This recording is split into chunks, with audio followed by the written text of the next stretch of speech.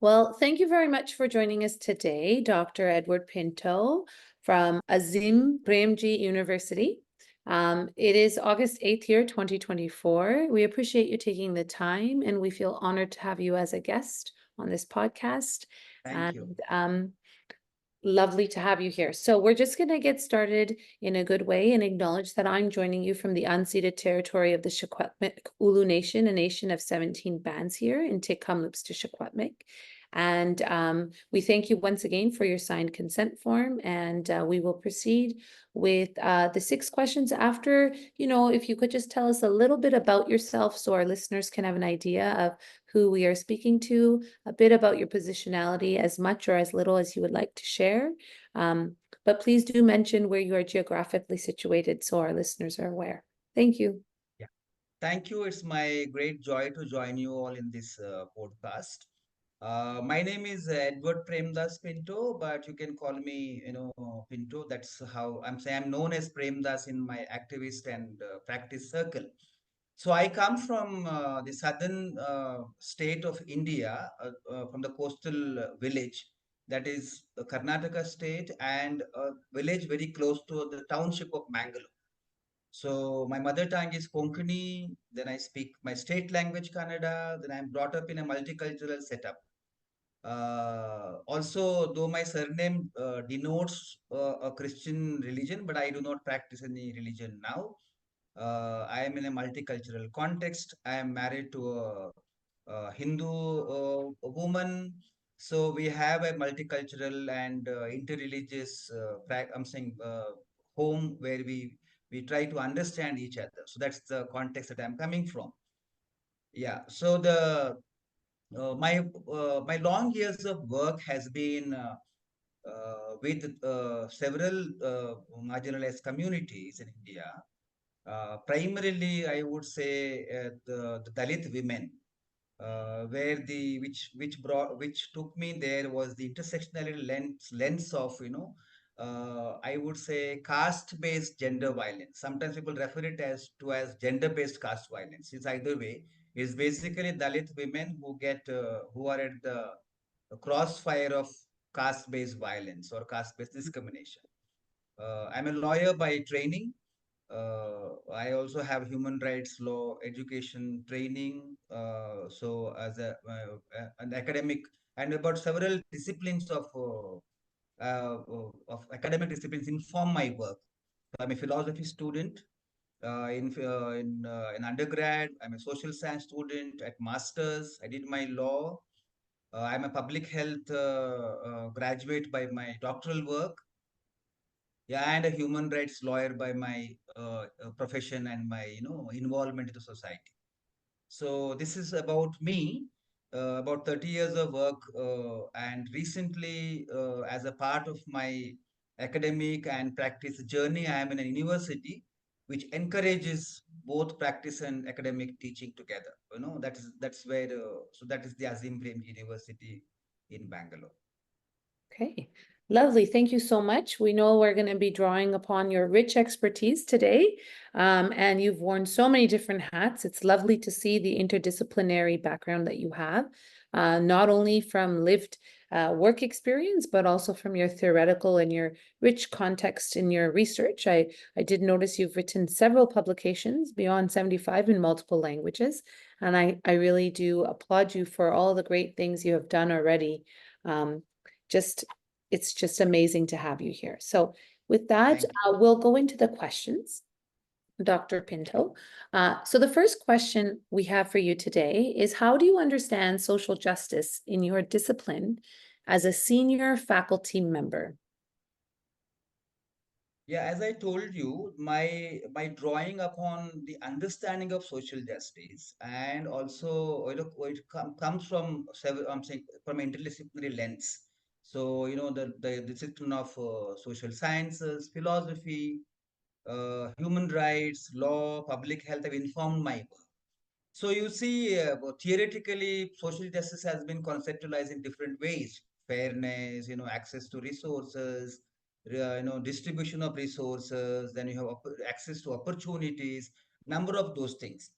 So I think I would go by this larger, kind of ideas of fairness and Ambedkarite idea of dignity in India, which has informed quite a lot to I contribute to the idea of social justice, also fairness, access to resources, equality, dignity, and many of those are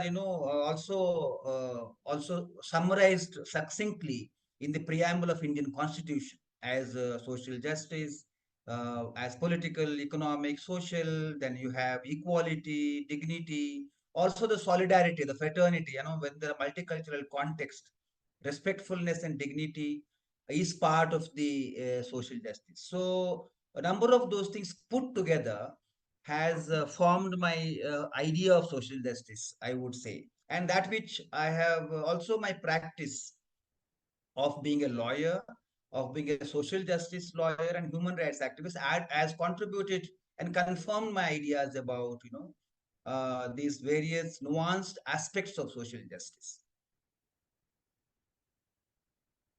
Okay, great. That's very helpful. So if I could just ask you for the latter part, as a senior faculty member, so somebody who has Mhm. had multiple years of experience and is in a leadership position as yourself, does that factor into your current understanding of social justice? Has it grown over the years of your work? Because you've said it, you draw upon multiple different concepts that come from different intersectional fields to help you have a more robust understanding of social justice. Has it changed at all in terms of what it means to you now that you're in a senior level position at your university? Yes, absolutely. The idea of social justice, as when I began, it was more of a theoretical concept of that everybody should be equal.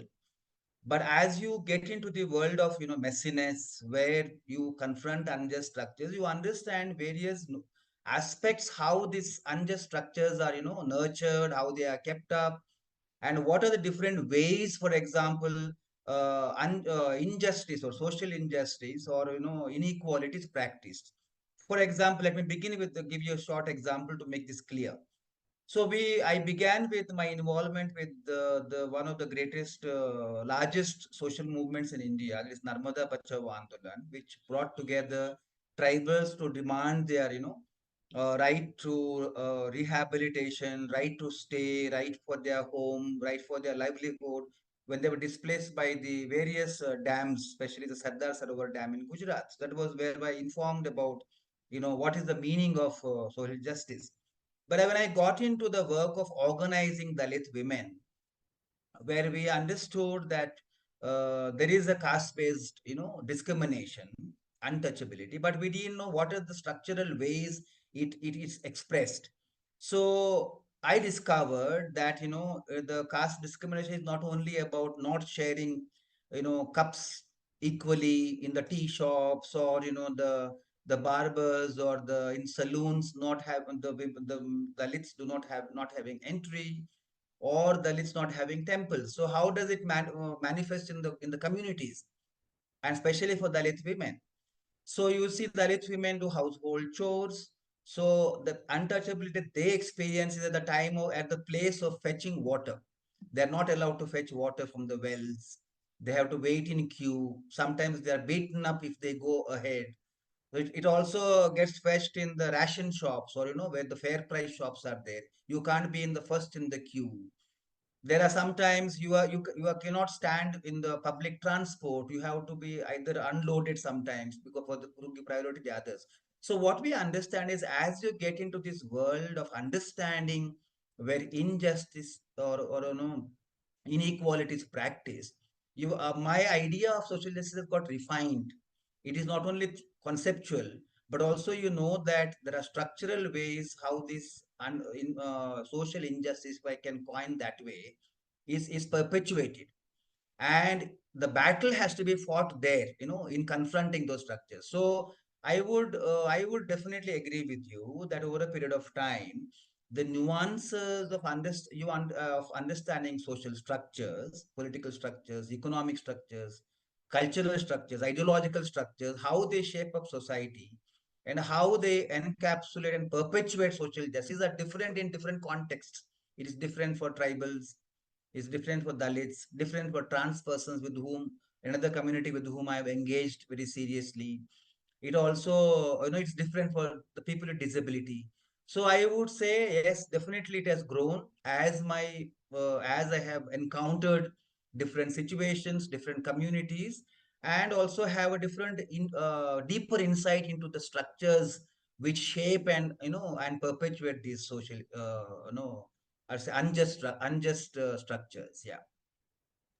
Wonderful. So it's gone from like a theoretical notion of understanding of maybe equality to more practical, nuanced, real life-based, context-specific understandings of what social justice looks like. Yeah, certainly, yes. And do you think it's because now that you've had all of these years of experience and different opportunities in doing this work, does any of it have to do with the fact that you are at a senior level in your career, or is that not relevant? Like, are you able to speak freely on all of these topics? Are you allowed to invest research money into such projects? Are you well supported given your positionality, or is that not a consideration that you're a senior person in your university with so many years of experience and therefore you can go ahead with this research agenda? Yeah. The university that I'm working with now, that is Azim Premji University, Yes. has a larger social purpose. So that is where the seniority doesn't matter. Oh, Uh, the, okay. the the vision of the university itself says that it is for to promote social justice, equality, uphold the fairness. So it is in the vision of the university. So Oh, lovely. irrespective of whether you are senior or no senior, all of us do have the opportunity to undertake research of our interest. Okay. To also we are encouraged to get engaged with practice, the communities, and bring practice to the field. So as we have in a pedagogical sense, for us, teaching or learning is not only in the classrooms. We consider field as also the site of learning. So there is a lot of iteration between the field and the classroom learning. So I would say it is not because of seniority, because of the whole context and the vision of the university. Also because which I am there, so which has attracted me to be there, and also those opportunities are there for us in multiple ways. That's excellent. That's wonderful to hear because Yeah. you may know this in Canadian universities there are different structures. So it's different when you're a tenured professor for in contrast to when you're not a tenured professor, and the level of seniority you gain and the level of years of experience you have creates more of a reputation for maybe a more politicized agenda Mhm. that you can exercise, which doesn't come to people Okay. who are earlier on in their career. So this is nice to Mhm. understand this difference Yeah. in Right. academic structure and purpose and philosophy in different Right. institutions. So thanks for sharing that. So we'll move to question 2 if you're good with question 1. Yeah.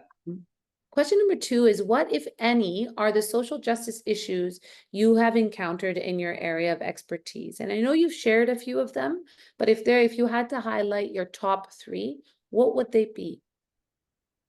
Yeah, see, I would respond to this in a way with the communities of vulnerable communities with whom I have worked. So one of the social justice issue I already shared with you is about, I was always intrigued by the way how the social structures continue oppression on the basis of caste, though untouchability and caste discrimination is prohibited and banned by the Constitution of India. It is Article 17, which says that untouchability is unconstitutional.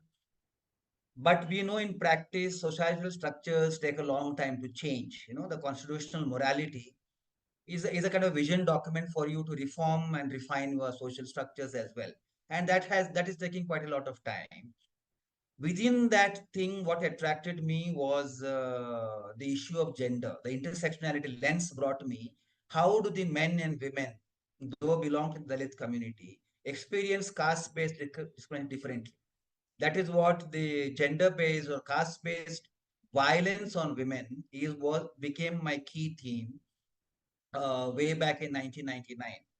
that started with the ethnographic study at my master's level, where I lived in a village for 3 months, the Dalit hamlet, to understand at the micro level how does these structures operate, at the gram panchayat level, at a village community level, at a ward level, at a small neighborhood level, how are these are perpetuated. So Dalit women and violence and Dalit women's access to rights, their own dignity became the key theme around which I have explored and I have practiced.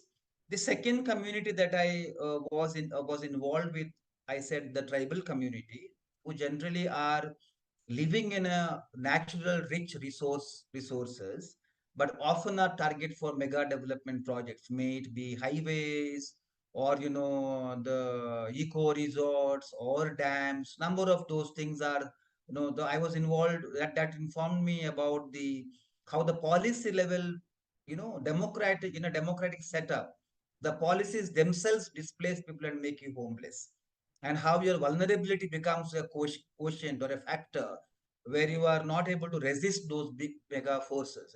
That is one part of the as a continued, as a part of the continuation of my journey. I was involved with the trans persons community. That's what we used to call in the early 2000s called the sexual minority community. Now they are known by different names, LGBTQIA plus, and we generally refer to them as trans persons.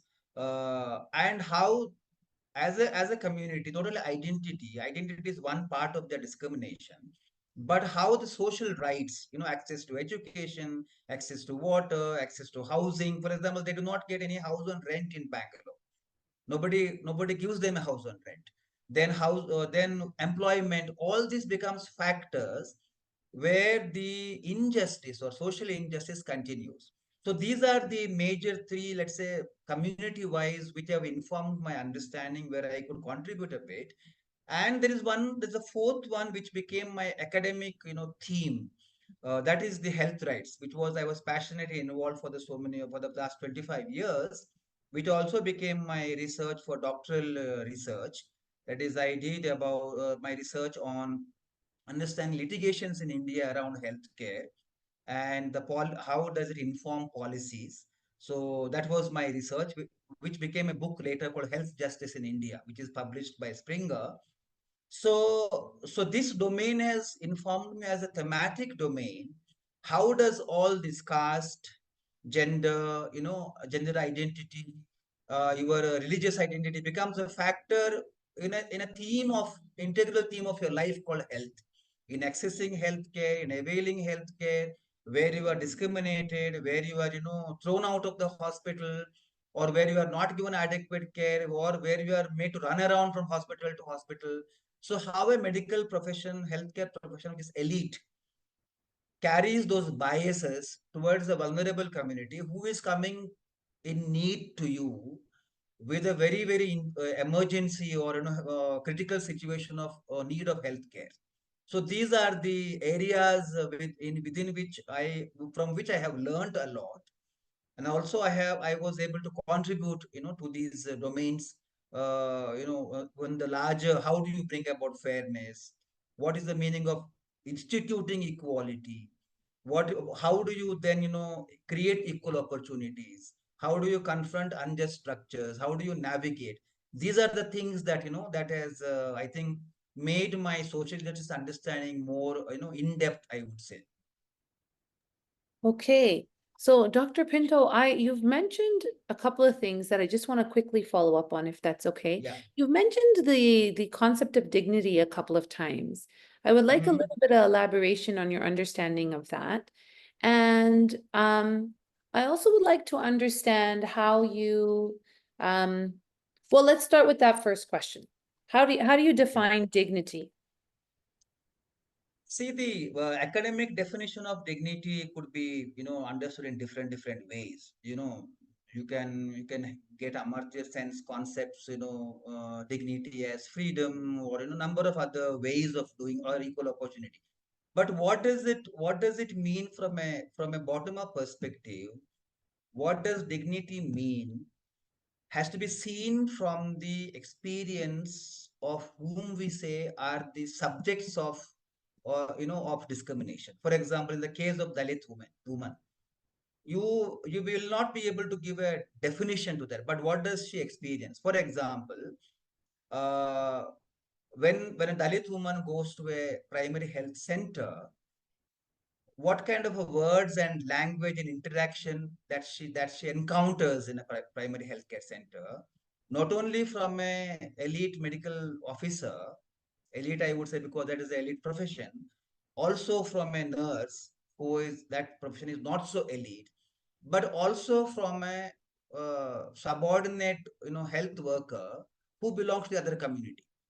What they encounter is, why do you have so many children, why have you come so late, why don't you understand what we say, why don't you come for checkup in time.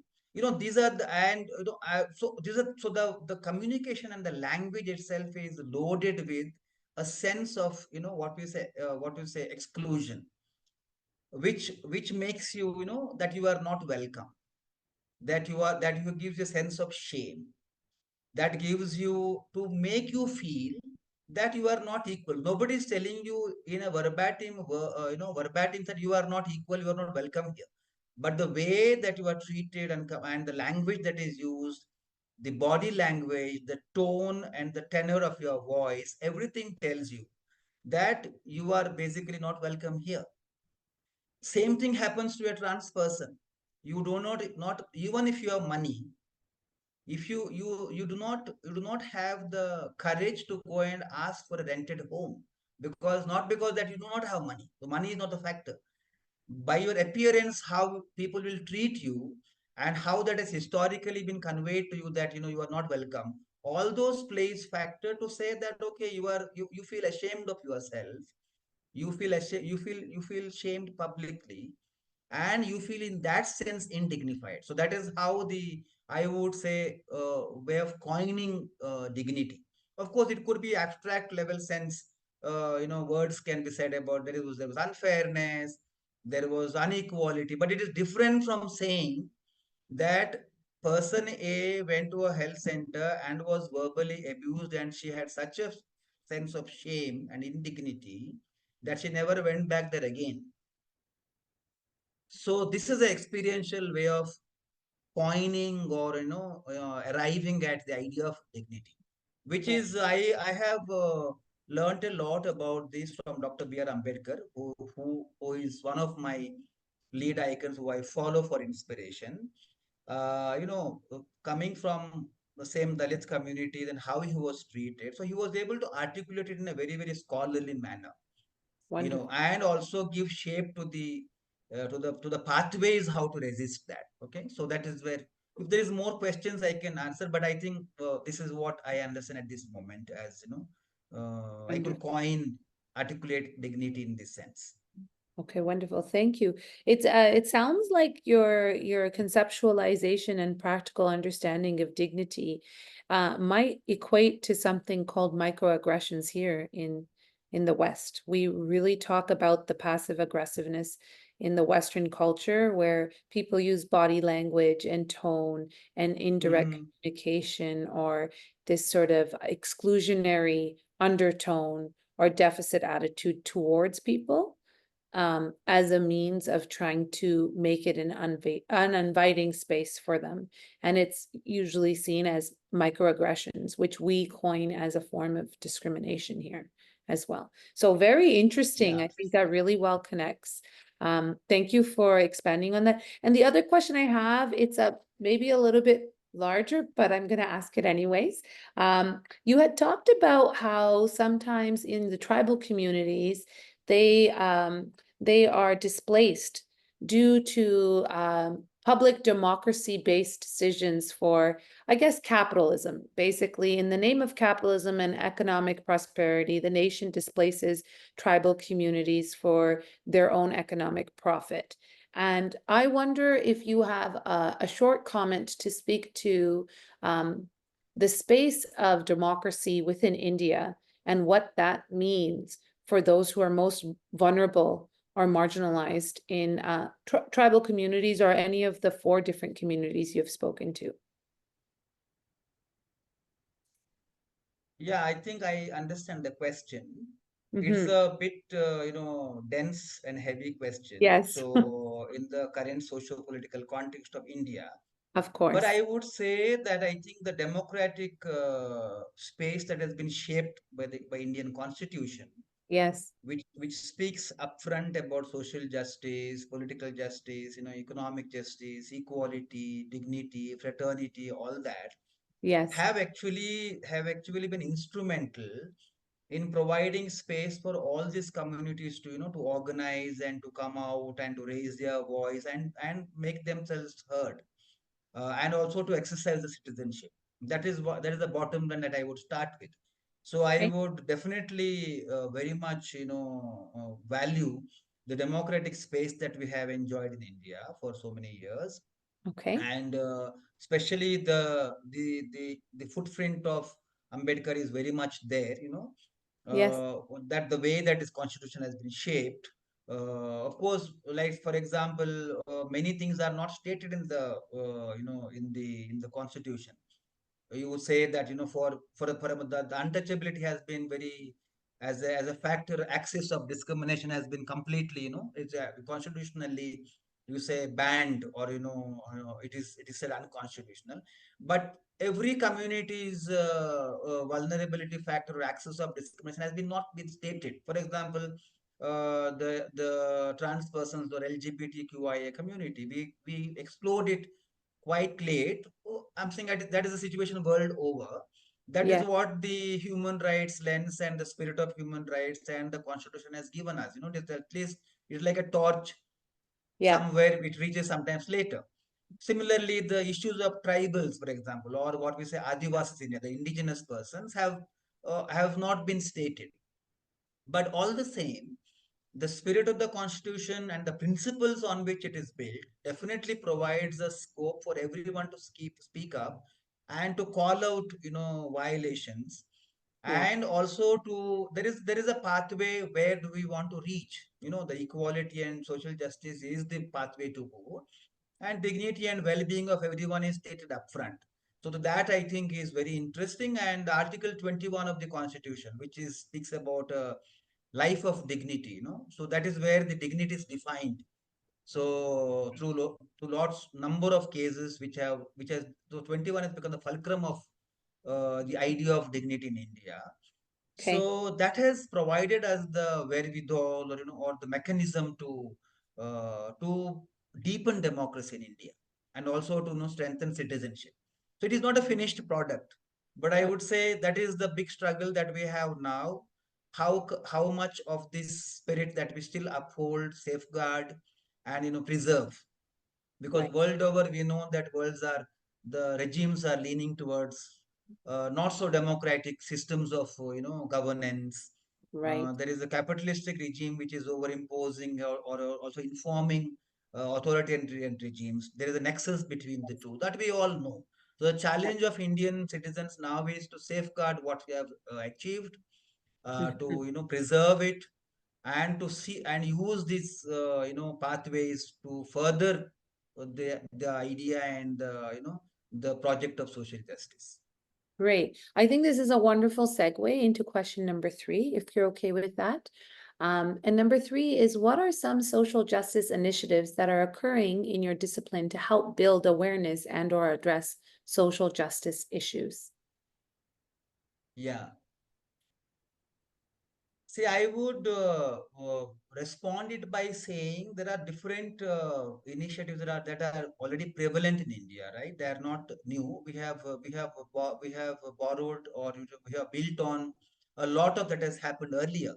So, for example, mass movements, social movements are common, and we have learned quite a lot what they can achieve, what are their limitations. Also, we have a number of community-led movements, which bring out time and again the not so visible issues, because of the democratic space that we have got, and also the very active citizenry that we have got at a very at any given time in different circumstances. India citizens are very active; they're not passive, by and large. They don't just keep quiet. You respond to situations of oppression. Now these all are the I would say pathways, but I would say as part of the social justice initiatives, I would like to concentrate on where I was, let's say, involved. So one organization that I have been part of is called the Jagrut Mahila Sangathan. The website of which I have provided you in my CV called in short it's called JMS.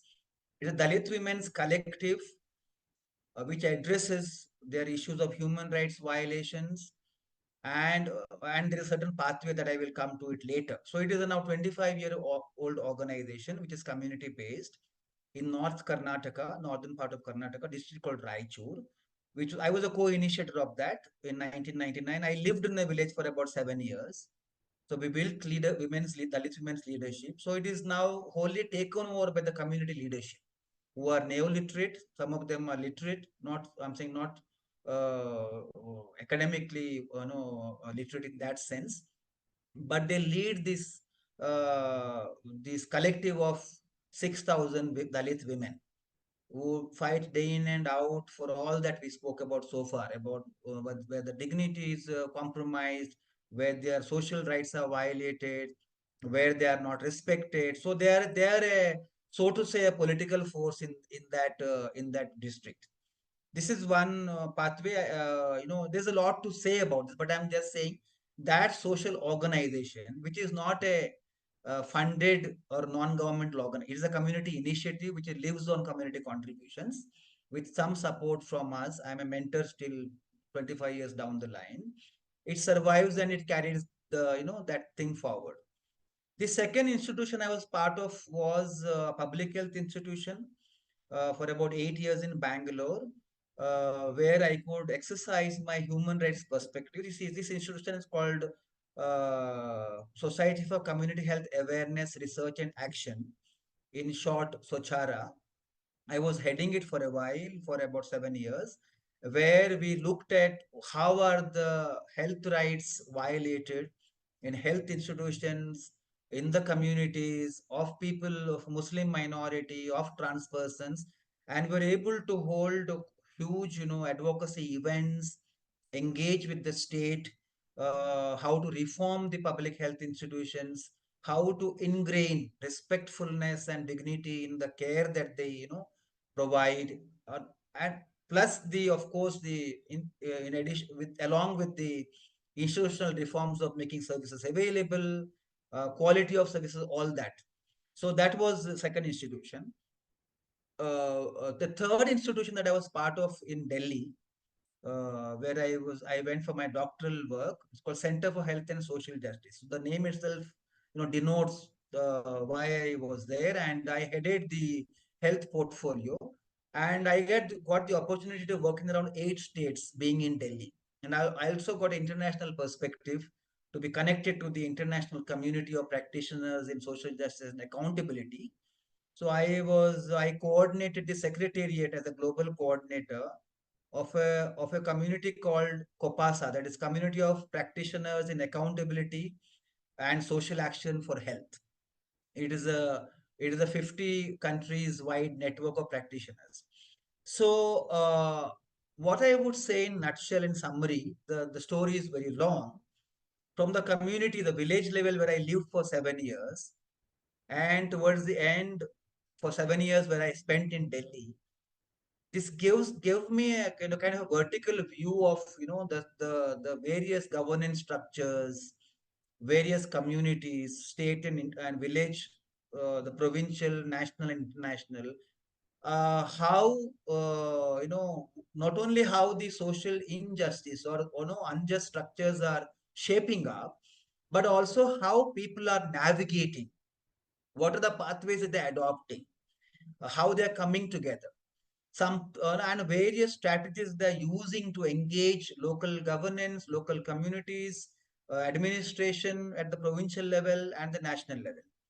So these are my key, institutions around which I have engaged with several initiatives. So I'm saying those are but basically around social justice, health rights, and around rights of communities. Wow, that's fantastic. Such great work you've done in so many different places. Very impressive. So it seems like in India, in your capacities, there is work that you've been really advocating for health rights and communities, in particular LGBTQA plus communities and tribal communities, which is aligned with the Indigenous communities here within Canada, which are also seeking more rights and access to resources and reparations in terms of the colonial history of Canada as well. Yeah, And so it's interesting how these things are parallel as well in yeah, some of those places. And yeah. I you see know, that resonance, right? Yeah, yeah, right. And also here in Canada, it's also interesting because there has been some as progressive in some areas in urban sites, we've been when it comes to practices of LGBTQA plus, there has also been a lot of resistance, as you had named, different leaders who are getting into positions of power or even on the local MP level, sometimes do have more conservative agendas. And there has been some push against progressive movements that support both of those communities. So it's Mm, interesting to hear you speak to some of the yeah. similar topics, all the way in India too. Okay, Right. Yes. this leads us to question 4, if you're good. Question 4 is, how do you respond to microaggressions or forms of discrimination, if any, that you have personally experienced? Okay, so this is a very interesting question. I think I would also add on to your previous question a few anecdotal, responses here. You see, let me begin with this statement saying a lot of us, especially in the academics, have the understanding about what is discrimination and what is social not so justice, let's say social injustice. But we are always short of ideas. What do you do with this, or how do you go about it? And quite often academia is quite resistant to dirty their hands, because the social justice cannot be brought about by theoretical conceptualization. Of course you need them, but you also need pathways. How do you address this? So let me come a little bit there, my where my practice has informed my academic ideas. Number one, first thing that I have understood in the entire journey is that we distinguish between the symptoms and its causes. This comes from a public health understanding. You know, symptoms can vary. So but you have to go to the so in social science we would say, if you so discrimination, if you consider it as a symptom, one has to go to the root cause, what causes it. So we then go to the understanding about social structures, how these social structures are formed, economic structures are formed, political structures are formed, how do they collate with each, they will align with each other, and how together they form something called hegemony of the powerful, which then discriminates the vulnerable, right? So in that whole thing, what I was searching for an answer, what is the way to go about it? We have to do something about it. So I then fell back on Dr. B.R. Ambedkar, because of his own situation where he was, he had to study under a street light. He was thrown out of the classroom. Still, he made it big, all the way to University of Columbia. Then he's, all that. He became a lawyer of, par excellence. So the question is, I then said, among the many pathways that we speak about, within the democratic, non-violent, kind of a space that you have got, this is the best fit. And the triple formula that he gives is what we usually call organize, conscientize, and struggle. It is generally spoken of as organize, educate, and and fight. But we translate it as saying organize, conscientize, and you struggle. So these are the three pathways that I have found always useful, both at the level of communities where you begin organizing them. So without organizing, no conscientization takes place, because coming together is the first step of confronting unjust structures. Then you do rights awareness of various kinds. Also, you conscientize people around the unjust structures that are around them and where they are positioned. And as Martin Luther King has, has informed us in his letter from the Birmingham jail, nothing is given to you as a cake in the plate. You have to struggle for your rights. That's what the human rights framework also tells you. As a claim holders, you have to be active citizens. So I have used this pathway in both in teaching people how do you navigate systems, how do you confront social injustice, and how do you let's say struggle for to claim your rights. And it is like a spiral. There is not nothing called a finishing line. It goes and on. So let me give you an anecdote example how Jagruta Mahila Sangathan, that is JMS, Dalit Women's Collective, came to be formed. When I came to that district of North Karnataka, which is the feudal district, which is quite distinct from what the southern Karnataka or the well-known places of Karnataka are known for. We generally, I had gone to saying that as a kind of a youngster who said that education is very important for people's liberation.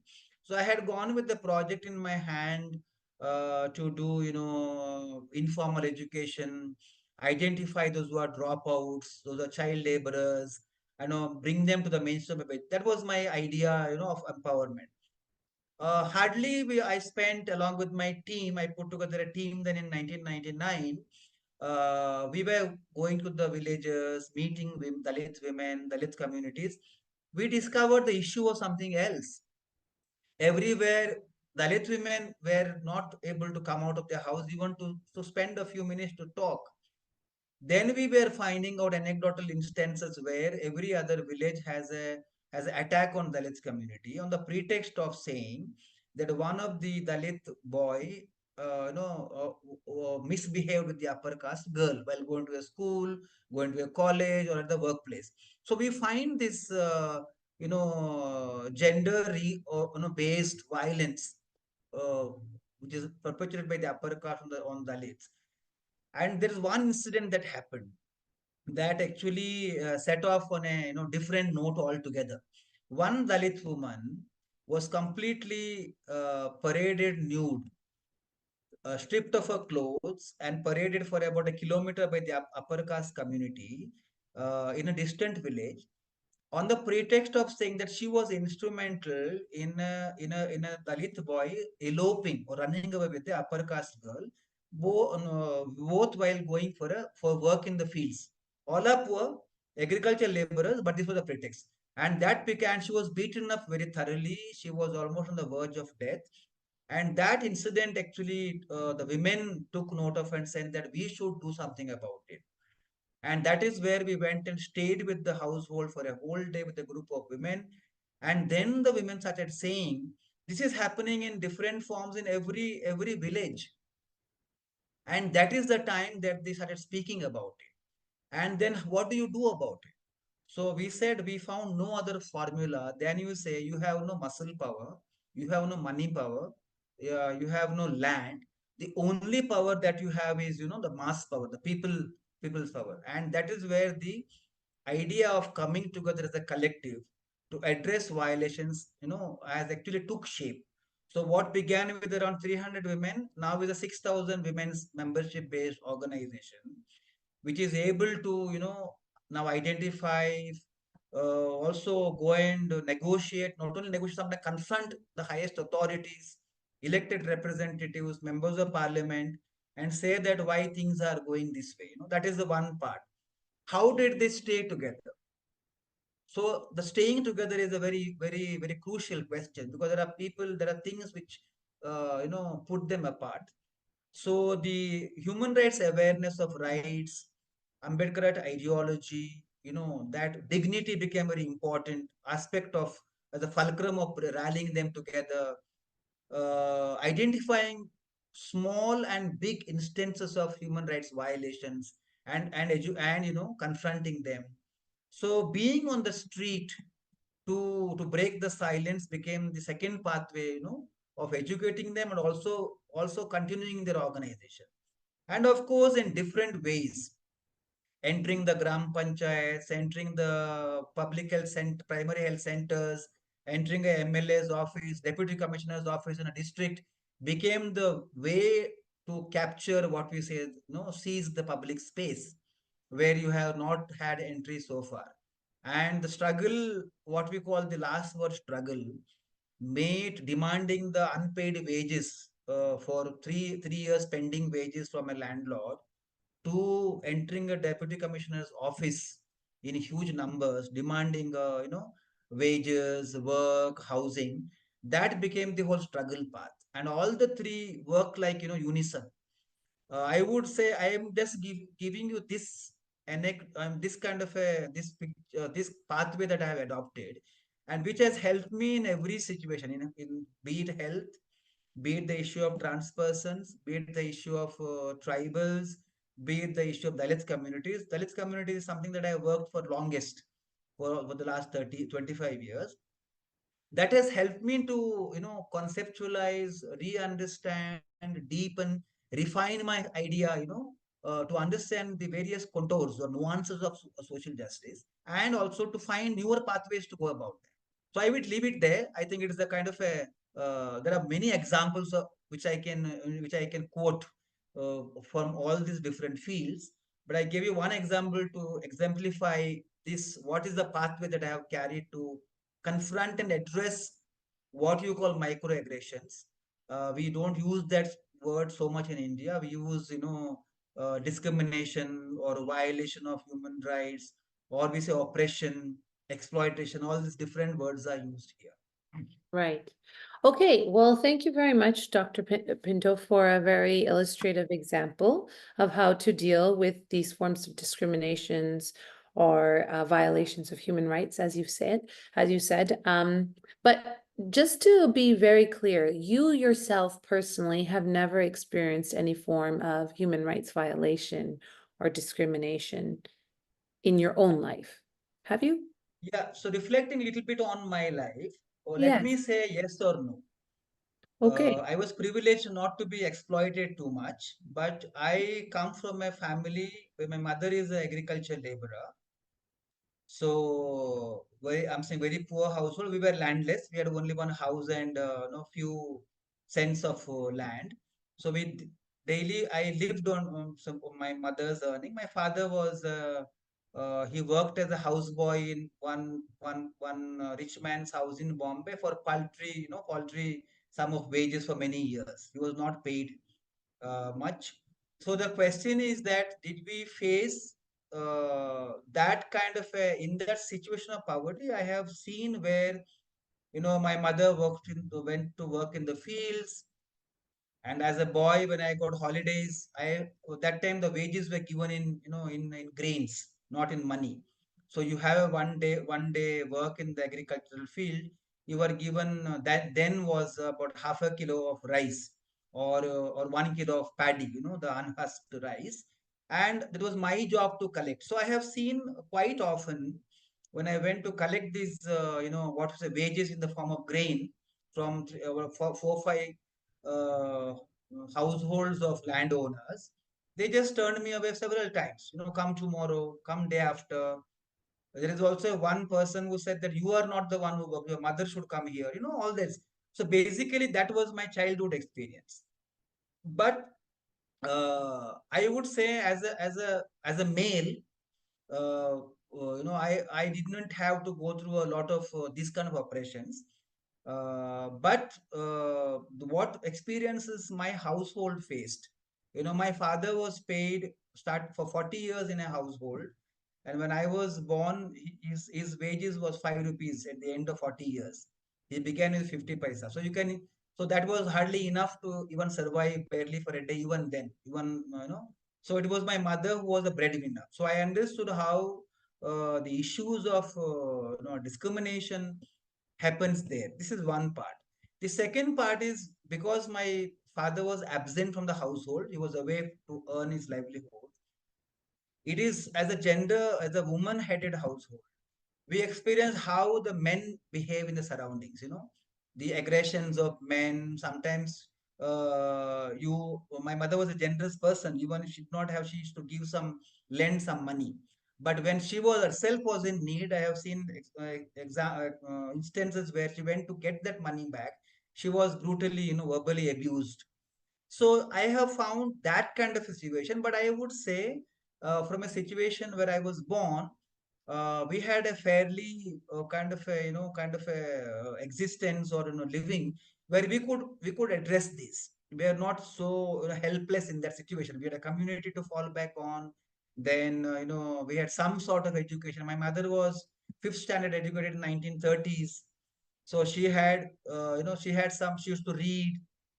So there were some resources that way. But what actually prompted me to not to tolerate injustice was the two things. One is, as part of my socialization, my mother never kept quiet on injustice, be it to her or to the others. She was also a traditional birth attendant, we call, who helps in women in childbirth. So in our villages, there was no healthcare center, and my mother was a traditional birth attendant. She used to go to almost all Dalit households. She is the one who has helped in childbirth assistance. People used to come at night and go, all those things. Basically, that kind of a approach in life has helped me to first to identify what injustice is, and secondly, that something should be done to address them. So as a person myself, I would say I'm privileged, from growing from very poverty level life to kind of a fairly, where I can make my both ends meet. You know that the non-profit sector does not pay much in India, so I have also worked for many years, for very very very less, salaries, compared to what I could actually earn. So, but I would say I have been privileged not to face too much of discrimination. Okay, wonderful. Thank you very much for sharing that personal narrative. I appreciate your mom and acknowledging your mom and her strength and her leadership and her ability to sort of shape some of your thinking.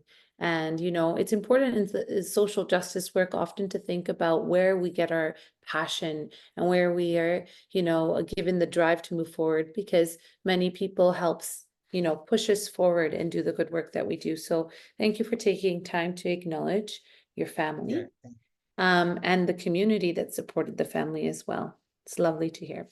Okay, so we'll move to question 5, if you're good with 4, which is part of what you've been talking about. Where do you turn to for inspiration and support when dealing with structural and policy inequities that you face in your field? Yeah, so I have mentioned one thing, that where I began, that my own household, and where the idea of how do you practice equality and how do you identify discrimination comes. The as a Catholic boy who was grown up, so we were introduced to reading quite a lot in my own house. So one of the few literature that attracted my attention right as a college student was this whole idea of liberation theology. All right, so that is where first inspiration goes. It is beyond, you understand, Christian religion beyond rituals and structures. As the inspiration of, that is where the number of liberation theologians have said about how do you confront structures. What is where you become part of the structures perpetuating injustice. All that was one part that attracted me to the discipline of philosophy, where I went. So the first question, the personality that I can fall back on is, of course, from my own household. To I read Ambedkar. That is where, where I drew a lot of inspiration from. Then I read number of leading personalities. That is, one includes Martin Luther King, who fought, for the rights of the blacks in USA. So that is where one of my, inspiration, where, I have drawn inspiration from. As a part of my growing belief, so I think I fell much on my inner resource of conviction and belief. That is where I fall back on. I was looking for a discipline which validates or endorses what I am wanting to do. That's why after my law, I practiced law for a while. But what attracted me more was the human rights law. From the National Law School University, I did a 1 year diploma on human rights law that gave me access to a lot of literature which speaks exactly what is inside me. So I think from then onwards I have much fallen back, not so much on religious personalities or whatever, because I stopped practicing any religion, but I fell back on inspirational personalities, Nelson Mandela in the contemporary period, or all these other historical personalities, but much more on the belief that human rights is the ethics and philosophy that we should follow. So I think that conviction and belief actually has taken me forward in whatever I have done. So it's more on inner resource that I've built, not to self doubt. There have not been, so to say, enduring successes. Human rights work is not, you do not have the success parameters. What do you call it success from a usual programmatic or project point of view? It is a journey that one moves on and on and on, confronting newer and newer structures of oppression, and the ability to identify them and to build solidarity across the oppressed, bring people together. That is what has actually, I think, kept me going.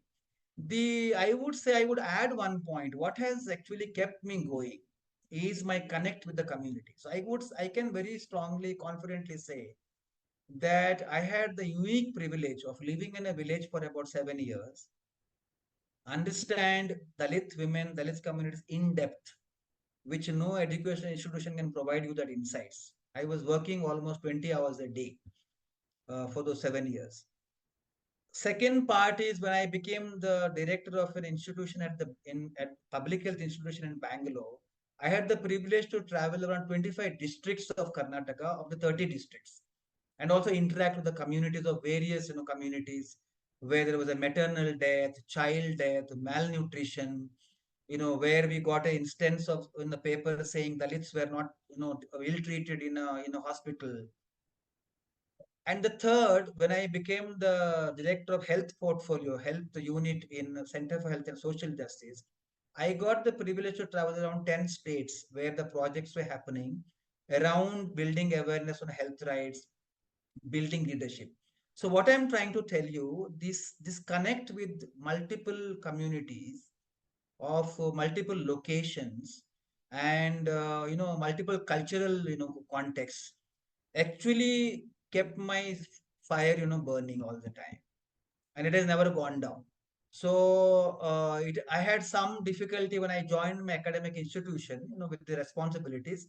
So I spend almost every week, every month, at least 5 to 6 days with the communities.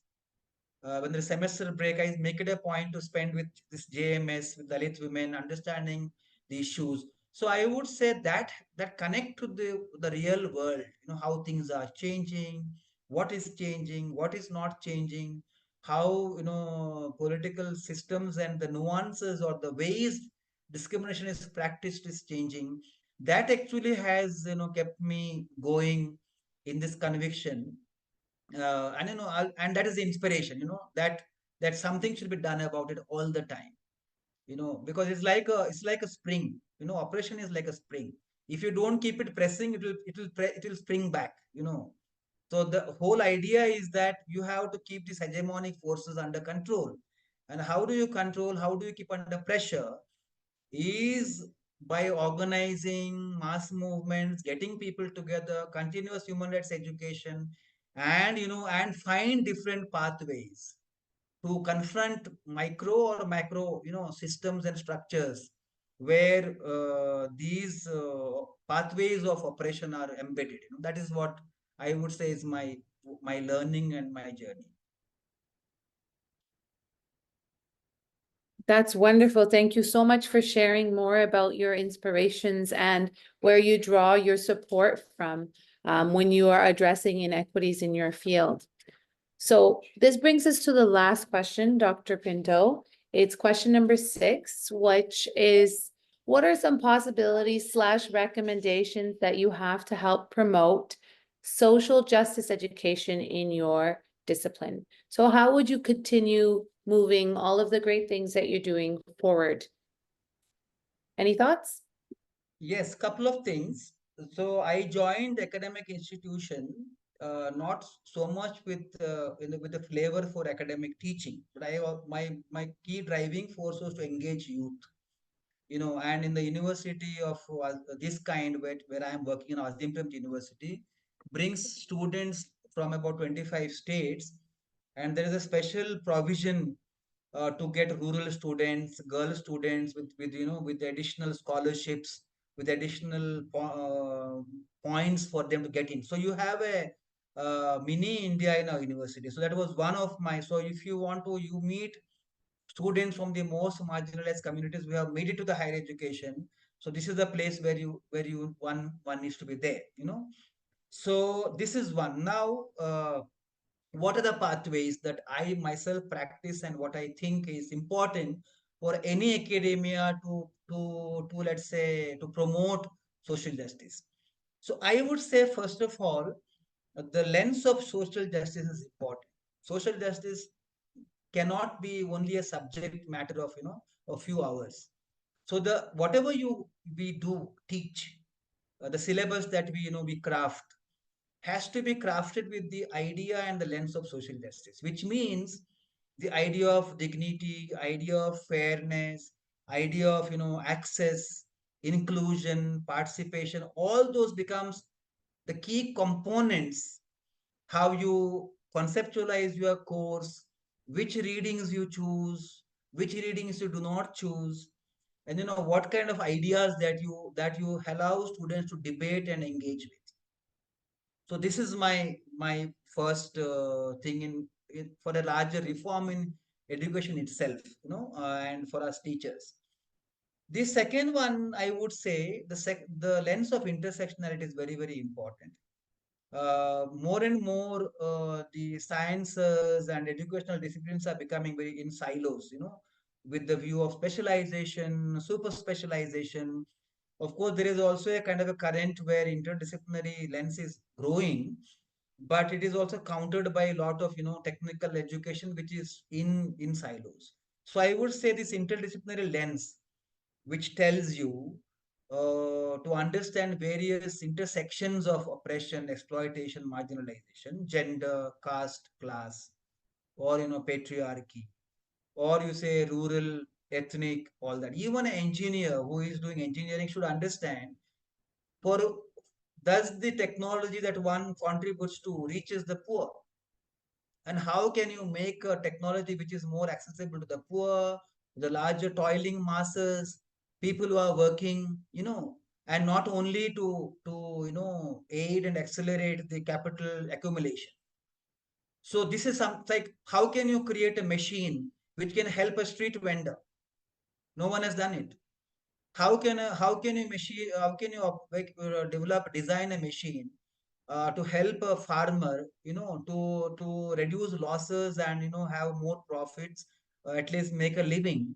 And that requires understanding of agriculture, farmer, and the issues about climate, global warming that affects the farmers. All it's not only about the machine. I'm just saying the interdisciplinary lens is very, very important in education. The third and not the last, I would say, what I have learned from this current university where I'm working, the academic education should not be thought of as an education, within the four walls of a classroom. Connect to people, connect to the reality of life, connect to the struggles of people. What in other words we call practice is very much to be considered or conceptualized as a pedagogical method or the pedagogy of learning, because you can't we cannot just produce graduates thinking that one day they will do something. That one day should begin now in some way or the other, and that begins with allowing students to interact with the communities, understanding, so we in our university call a lot of practitioners, not only academicians, to talk to students on gender, disability. In my own class, I call transgender persons to speak about their struggles. They are not, PowerPoint presenters, but they can speak about their life as a history, which speaks. So I would say connect to practice, to the lived realities of life is an important ingredient of a pedagogy, and that should become key component of our educational, methods and pedagogies. I would leave there are a lot to be added, but this is what I can actually put it together as a at this moment, and as we talk. Okay, wonderful. So the three major areas that you would say there are possibilities and recommendations to promote social justice work would be larger reform in education and working with teachers to develop an embedded curriculum. You also spoke about the lens of intersectionality and interdisciplinary would be the lens that you would say that we need to cut across different disciplines so it doesn't all fall on education. And then the last recommendation was around ensuring that students have an opportunity to connect with actual community. So more experiential based learning that would provide more hands-on experience and understandings of the nuances of social justice work. I think they're wonderful recommendations. I just have a little bit of a follow-up question. When it comes to, both all three of your recommendations actually, is there any space in the Indian education system, whether it's in post-secondary or K to 12, in the elementary and high school years, is there any compulsory education that does take a social justice sort of standpoint to all of the curriculum, or is this something that's only explored in a post-secondary environment? Yeah, so this is I think very very intriguing, interesting question. In the sense, where does the social justice education begin? Uh, yeah, ideally it should begin in the primary level education, and the pedagogy of exposing students to these ideas is, the pathways are different, pedagogical pathways are different. But I'm afraid it is not in the current, scenario. So I would say, sadly, it should have been there, but even the syllabus does not accept that there are certain chapters, one lesson on Ambedkar. It goes more as life history rather than framing of social justice. There's a difference between you give the ideas of social justice and lens of social justice, then you add these examples. Presently, how the syllabus is framed with this compulsory education, primary school, that's after the age of 14, they're all lessons, and you require teachers who can imbibe this spirit. Sadly, I think quite often it is not the case. There's a great area of reform. You see, what happens is, when not now, it has changed a bit. When we began our work several years ago in the district of Raichur, one of the things we also focused as part of public spaces and public institutions is schools. And we started identifying child laborers and bonded laborers across the villages. And we found almost all the dropouts and the bonded laborers were Dalit boys and Dalit girls. Why did they drop out? They have been enrolled in the first standard and they are made to sit in the last bench. And quite often, if the class is overfull, they are the first ones to be out on the veranda corridor. If the teacher is irritated, they are the first one to be beaten up and thrown out. So you see the exclusion and the prejudices that a teacher carries comes from the society, which is not, from where they are coming from, and that get translated to the students. And we began a child laborer special school. So we actually brought together over 12 years 800 bonded laborers, Dalit children, and they are now doing well in many of the higher education institutions. So the question is that the schools also become perpetuators of the same biases, which is a great space now needs reform. Now, coming to your question, yes, I wouldn't say all higher education institutions. There are some higher education institutions in India which hold social science, at the center, and you talk about these ideas of social justice, and you also allow students to experiment with these ideas and discuss and debate them. And I was fortunate to be part of Tata Institute of Social Sciences way back in 1997 to 1999, where I got a lot of exposure to these new ideas, which helped me to go ahead.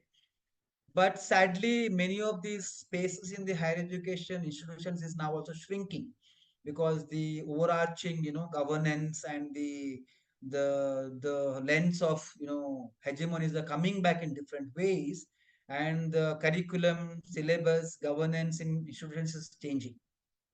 We need a lot to preserve wherever it is there, and we need really great international and national efforts to make it a central part of your, the teaching, both in the primary, ideally, yes, also in the secondary and higher education institutions. Presently, the danger is that whatever ground we covered, I think there are chances that we will be losing one by one, because no one now, there is a kind of a leaning towards not so critical education. You create only, what you say, crafts people, workmen, not thinkers, or not ideate, not engaged with the social science ideas, the ideas of caste, ideas of class, ideas of patriarchy, ideas of gender discrimination, identity. So that is taking a little backseat in many of the institutions, as I'm saying it now. So this is a challenge for the academicians as well, to practice and to safeguard this, the spaces. Yeah, so I really appreciate you saying those pieces, because it is something that, strikes me as, a very basic fundamental part of having social justice work to address some of the structural level um, policies and practices that are faced by most marginalized and vulnerable communities at the very basic level in education. If you're not able to access an education that speaks to some of these things, as these populations are pushed out of schools and they are forced into, living conditions that are less than optimal, providing them the language to navigate a society that has those biases intact, it becomes harder and harder to sort of address that. So when you think about full Yeah. circle, going back to your Dalit women that you've worked with, and you look at the tribal community that you work with, or the LGBTQ,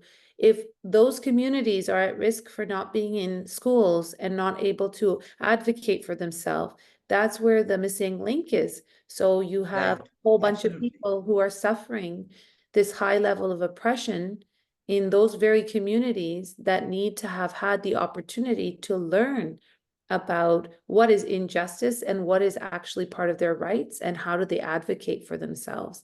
And it's Right. wonderful that you're doing this work in a post-secondary institution that does uphold that vision and philosophy. But I wonder about all the millions of people who are not part of the public education system or post-secondary, and what we're going to do to provide them a better, sense of their own human rights and about social justice and how to navigate through a society that has Yes. multiple layers of structural and policy and practice and everyday lived experiences of oppression for them, right? Yeah, absolutely. Yes, correct. Yes, Those yes. are I those are agree. very big pieces that are missing there, but it's Right, wonderful to see that the work is happening. I hope, just like you, I'm sure we have a shared vision to see that right. those opportunities blossom in some capacity with these grassroots movements, and that the need for social justice education is greater now than ever before, as we continue to see an extreme polarization sometimes, not only in political leaders, but in our daily experiences for those who have access to this knowledge and those who are left out of it, right? Exactly. Absolutely. Yes. I think I totally agree with that. If I may, I want to add one Sure. missing point, which I want to, supplement what I said. See, Absolutely. apart from the losing ground in academic institutions right now, the other impending danger that we have is the privatization of education, or I would say commercialization of education. So the educational enterprises by investors who have money and private actors is a key player today in India. in shaping, instituting education institutions, establishing them, shaping education. So what happens is those are the first, grounds of exclusion. So your fees starts anything between 1 lakh rupees. That is, I don't know how many dollars, which is not even sometimes an year's income for a poor household. So only the moneyed, the people who have that kind of a money to invest in children's education can go there. So that, and what kind of education gets shaped, it is not socially transformative, but it reconfigures or reiterates the social prejudices and biases. That is how this is also happening in healthcare system, where we have a lot of private players in healthcare. It also happens in education, definitely, yes. Many other social, the social domains. So where the welfareist or social justice duty bearer, state as a duty bearer for social transformation and social justice takes a back seat, and you allow the private players where there is no social justice education at all, but who are prompted by profiteering, the motive of profiteering. That is the ground that I think is the biggest kind of a threat now to promoting social justice. So I'm not saying there should not be private educators. The question is, how do you also make the private players, private actors, subject to the whole paradigm of social justice? They are not dispensed from teaching social justice. They are not dispensed from teaching the Constitution and the preamble. They are not dispensed from upholding the values of fairness and dignity, and they should be made liable, or they should be compelled to adhere to the social justice framework. So social justice promoters and advocates themselves have a great work to do in this front. So I close with that few comments of mine. Thank you. That's wonderful, Dr. Pinto. And I agree. Like, this is basically you're articulating neoliberal ideology within our Yeah. institutions and how it has created a great contortion of what education is actually supposed to be like and what the educational experience should offer. And it's moved away with it. And it really does create this elitist sort of division between who has money and who has not, who has access. There's a widening gap between the haves and the have-nots when it comes to education. Right. And I think during the global pandemic, we really saw that as well, who is affected and how they're affected. Exactly. It's a very big disparity. And I think when the world sees that, and we've experienced that, and now we're looking at shifting political leaders all around the globe, and seeing what's happening on university level speech, a freedom of speech of professors on different issues. Exactly. It's a concern. It definitely is, but I wonder how much, I wonder what we can do to advocate, as you said, for creating sort of a level of accountability or Hmm. compulsory education around social justice education. Because Right. when it doesn't serve the rich and doesn't serve the most privileged, I don't know if it's in the forefront of their agenda. And so it would have to come from a higher authority or a grassroots Right. initiative or the mix of both of them to really bring the humanity discourse into a central pathway that would have these really rich discussions. But we are right now at a crux time where people who hold the power Hmm. and the privilege and the finance often dictate the discourse of what they are willing to learn as clients of post-secondary or Yeah. clients of private education. Um, and they are buying degrees and they are becoming our future leaders. So there is a lot Yes. to Yes. consider there in terms of almost damage control when you think about how far neoliberalism has come, and the Absolutely. implications on your everyday person who doesn't necessarily fit in the most privileged positions.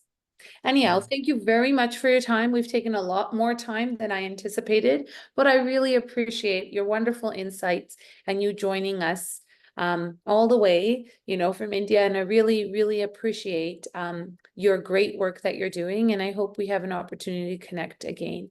Thank you once again for all of your time, energy, and efforts in making this world a better place. Thank you for making me part of this dialogue. Happy to be there. It was a wonderful conversation with you, and I hope these conversations go forward in some way or the other. Thank you. Absolutely. Thank you so much.